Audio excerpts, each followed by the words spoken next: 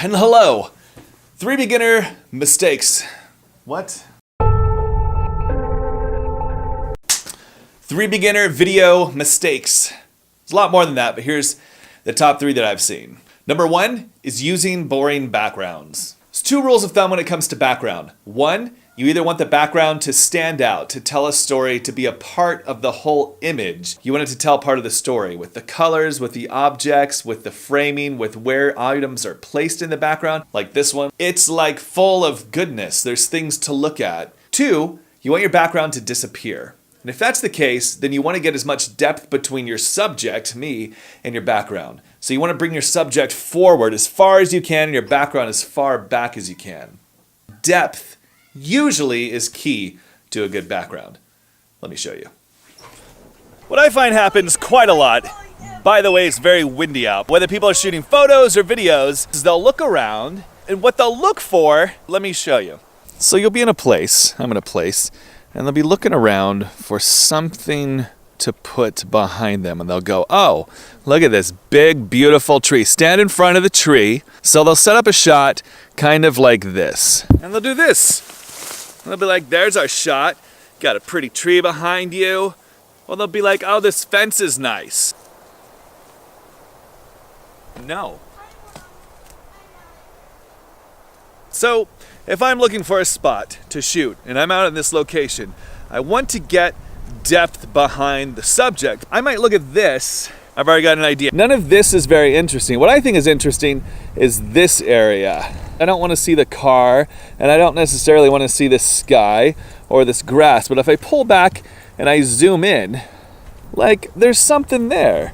I mean, it's not the worst shot in the world. It's better than just a flat background. I guess the general rule is don't look for something that's just unintentional and vaguely pretty, like this random tree. You don't want randomness.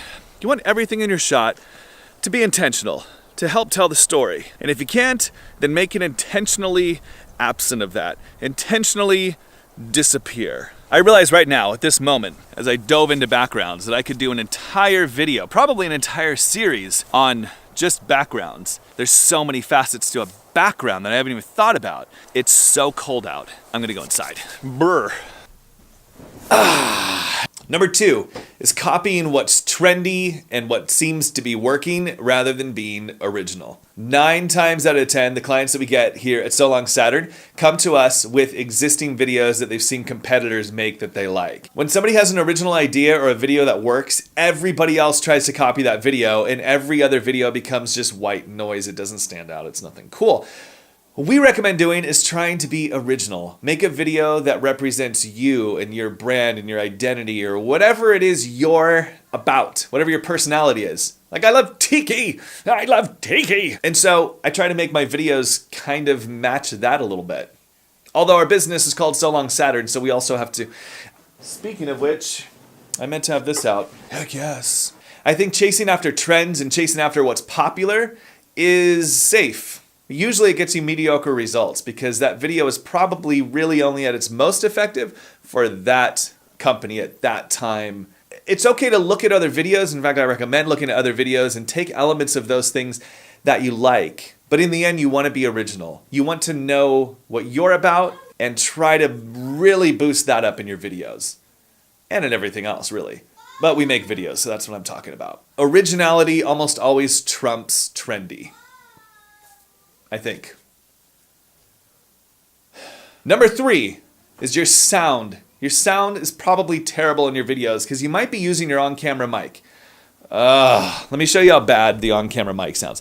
So this is the on-camera mic. Doesn't sound too bad from here, right? The problem with it is as I move farther away, you probably end up hearing more and more of the room sound, and it just sounds worse. It doesn't sound very good. So anyways, use a quality mic and make sure it's plugged into the camera.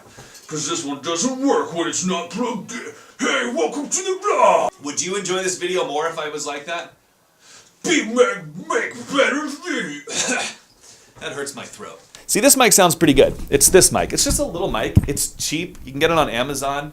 It's from Rode, but it sounds pretty dang good. And the best part about this kind of mic is I can get it close to me.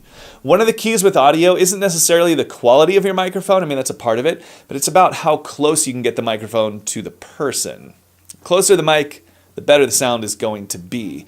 So being able to have this or a lavalier, which I have here, all of these things help. This is a lavalier.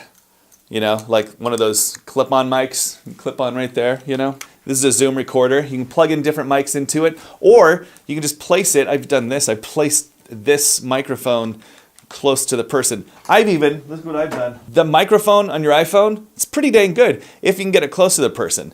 I've had problems like with mic batteries going out or whatever, and I've had people put their microphone in their shirt pocket. Okay, that looks bad. Audio is probably one of the most overlooked parts of any video. And audio is way more important than your video. You gotta make sure you have good, clean, quality audio. Hey, if you like this video, make sure you subscribe to the channel. And also check us out at solongsaturn.com for more goodness.